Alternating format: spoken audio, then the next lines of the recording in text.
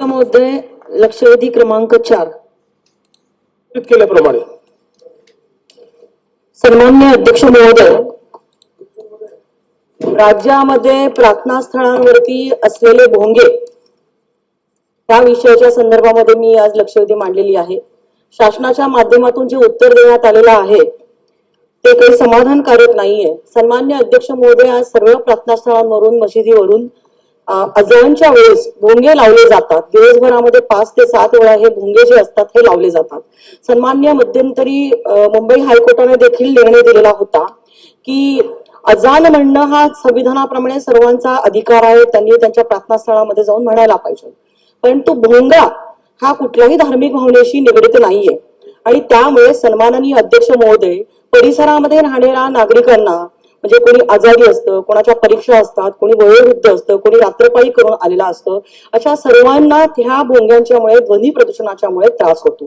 सन्माननीय अध्यक्ष महोदय, 17 एप्रिल 2022 ला नाशिक शहरामध्ये नाशिक शहराचे तत्कालीन पोलीस आयुक्त श्री दीपक पांडे यांनी 17 एप्रिल 2022 ला तत्कालीन सरकारला एक पत्र पाठवलेलं होतं. सन्माननीय अध्यक्ष महोदय, ते पत्र हे भोंग्यांचा आवाज जो आहे, हे भोंगे जे आहे बंद करण्याच्या संदर्भामध्ये ते पत्र होतं. मात्र त्या कालावधीमधल्या उद्धव ठाकरे यांच्या सरकारने त्याच्यावरती कुठलाही निर्णय घेतला नाही.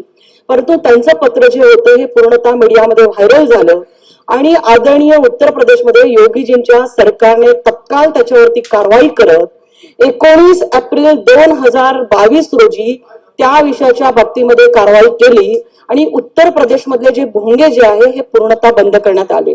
सन्माननीय अध्यक्ष महोदय, एखाद्या सणाच्या दिवशी आपण स्पेसिफिक परवानगी देऊन ह्या भोंगे जे असतील किंवा मंदिरात प्रार्थना स्थळावरती असतील ह्याला आपण परवानगी देऊ शकतो, पण रोजची दैनंदिन जी प्रार्थना असते दिवसभरामधून 6-6 वेळा त्याच्यावरती भोंग्यावरून ही अजान म्हटली जाते. सन्मान्य अध्यक्ष महोदय, माझा स्पेसिफिक प्रश्न आहे माननीय राज्याचे मुख्यमंत्री महोदयांना की सदर विषयाच्या बाबतीमध्ये तत्काळ सरकार उत्तर प्रदेशच्या सरकारच्या प्रमाणे कारवाई करून हे भोंगे जे आहे हे बंद करणार का? माननीय हायकोर्टाने SOP दिलेली आहे, परंतु सरकारचं काम आहे, सरकार त्याच्या पलीकडे जाऊन हे विधिमंडळ हे कायदेमंडळ आहे आणि त्यामुळे सरकार तात्काळ हे भोंगे उद्यापासून बंद करणार का? आणि दुसरा प्रश्न सन्माननीय अध्यक्ष महोदय माझा स्पेसिफिक आहे की उत्तरामध्ये म्हटलेलं आहे की ह्या सगळ्या गाईडलाईन प्रमाणे कारवाई सुरू आहे. सन्माननीय अध्यक्ष महोदय, अशी कारवाई आज राज्यामध्ये कुठेही चालू नाहीये. ज्या पोलीस स्टेशनच्या हद्दीमध्ये अशा प्रार्थना स्थळावरून जे भोंगे लावले जातील त्या PIवरती ह्याची जबाबदारी फिक्स करून सरकार अशा PIच्या बाबतीमध्ये जर नागरिकांमधनं तक्रार आपल्याला प्राप्त झाल्यास त्यांच्यावरती तत्काळ कारवाई करणार का? आणि हे भोंगे उद्यापासून बंद होतील का? सीएम साहेबांचं अध्यक्ष महोदय, हे भोंगे तर आपण बंद करू, पण सकाळी 9च्या भोंग्याचं काय करायचं?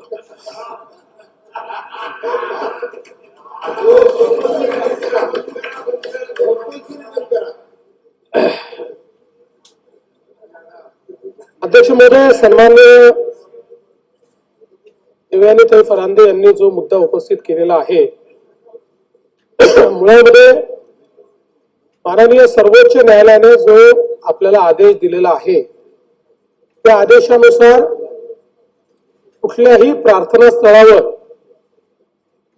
जे काही भोंगे आहेत त्या भोंग्यांची परवानगी घेतली पाहिजे. हे भोंगे रात्री 10 वाजेपासून सकाळी 6 वाजेपर्यंत बंद असले पाहिजे. सकाळी 6 ते रात्री 10 या कालावधीत दिवसा 55 डेसिबल आणि रात्री 45 डेसिबल आवाजाची मर्यादा असली पाहिजे, त्यापेक्षा अधिक मर्यादा त्याची असू नये. अशा प्रकारचे काही निर्देश आपल्याला देण्यात आलेले आहेत आणि या संदर्भात कायद्यानुसार जर त्या ठिकाणी अधिक डेसिबल एखादा भोंगा वाजत असेल तर त्याचे अधिकार हे महाराष्ट्र प्रदूषण नियंत्रण मंडळाला केंद्रीय कायद्याने दिले आहेत. त्यानुसार पोलिसांनी कॉग्निझन्स घेऊन त्यांना कळवायचं आहे आणि त्यांनी त्या संदर्भातलं जे काही पुढची कारवाई आरोपपत्र आहे किंवा कोर्टात केस टाकायची ती त्यांनी करावी, अशा प्रकारची आता कायद्याची परिस्थिती आहे. मुळामध्ये हे जरी खरं असलं तरी ज्या प्रकारे या सगळ्या गोष्टीचा अवलंब झाला पाहिजे हा होताना आपल्याला पाहायला मिळत नाही. आणि म्हणून ज्या सूचना आम्ही या ठिकाणी निर्गमित करतो आहोत त्याच्यामध्ये कोणालाही सरसकट या ठिकाणी भोंग्यांची परवानगी देण्यात येणार नाही. ती निश्चित कालावधी करताच देण्यात येईल आणि त्या कालावधीनंतर त्यांना पुन्हा पाहिजे असेल तर त्यांनी पोलीसकडनं येऊन त्या भोंग्याची परवानगी पुन्हा तिथे घेतली पाहिजे. दुसरं, त्या ठिकाणी उल्लंघन होईल 55 डेसिबल आणि 45 डेसिबलचं त्यांना पुन्हा परवानगी देण्यात येणार नाही. त्यांच्या जे काही भोंगे असतील त्याची जप्ती केली जाईल आणि या संदर्भात टाईमने जी मागणी केलेली आहे त्या मागणीनुसार याचं तंतोतंत पालन होत आहे की नाही याची जबाबदारी संबंधित पीआयची असेल. पीआयने प्रत्येक प्रार्थना स्थळात जाऊन हे चेक केलं पाहिजे की भोंग्याची परवानगी घेतली आहे की नाही. आणि सगळ्यांना आपण मीटर दिलेला आहे, ज्या मीटरवर डेसिबल मोजता येतं ते प्रत्येक पोलीस स्टेशनला अवेलेबल आहे.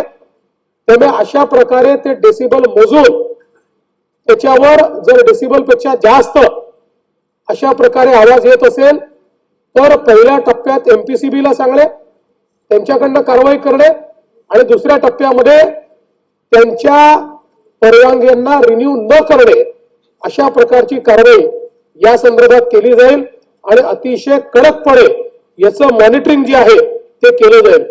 एक अजून गोष्ट याच्यामध्ये आहे की आता एक प्रकारे या कायद्यामध्ये पोलीस हे टूथलेस आहे, कारण ही सगळी कारवाई केंद्रीय कायद्यानुसार एमपीसीबीला करायची आहे.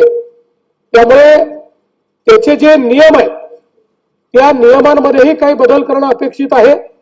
ते बदल झाले तर अधिक प्रभावीपणे आपल्याला याची कारवाई करता येईल आणि म्हणून त्या संदर्भात केंद्र सरकारलाही विनंती करण्यात येईल की केंद्र सरकारने देखील त्या नियमांमध्ये काही बदल जे आम्ही सुचवतो ते आम्हाला करून द्यावे, जेणेकरून त्या बदलांच्या अनुरूप आपल्याला पुढे अशा पद्धतीच्या प्रकरणांमध्ये अतिशय कडक कारवाई करता येईल. त्यामुळे आता या संदर्भात याचं तंतोतंत पालन केलं पाहिजे. ही जबाबदारी संबंधित पीआयची असेल, त्यांनी ते केलं नाही तर त्यांच्यावर कारवाई होईल.